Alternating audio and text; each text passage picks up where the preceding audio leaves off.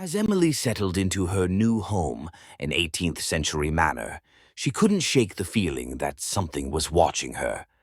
That night, she awoke to the sound of creaking floorboards, despite living alone in the sprawling estate.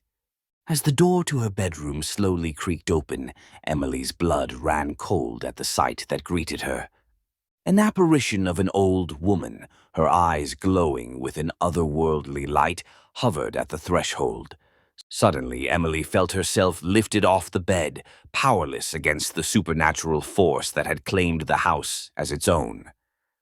The next morning, the estate agent found the house empty, with only a hastily scribbled note warning others to stay away from the manor and its ghostly inhabitant.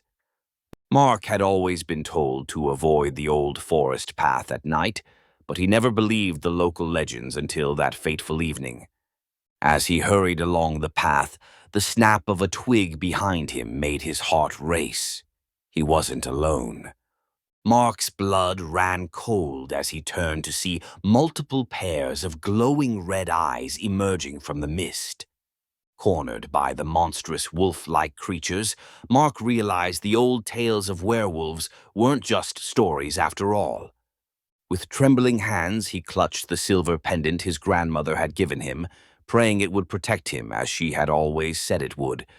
As the pendant blazed with silver light, the creatures howled in agony, their forms twisting and contorting as they retreated into the shadows.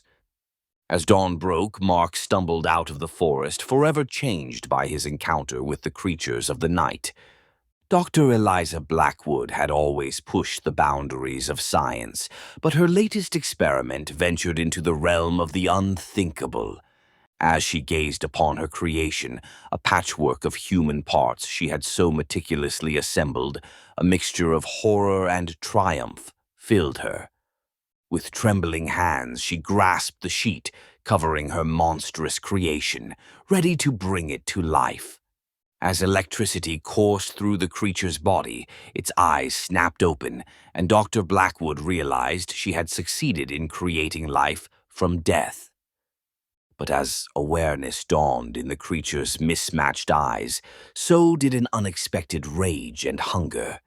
In that moment of terror, Dr. Blackwood realized that in playing God, she had created a monster beyond her control. As screams echoed from the basement laboratory, the creature emerged into the night, leaving behind only the broken remnants of its creator's ambition.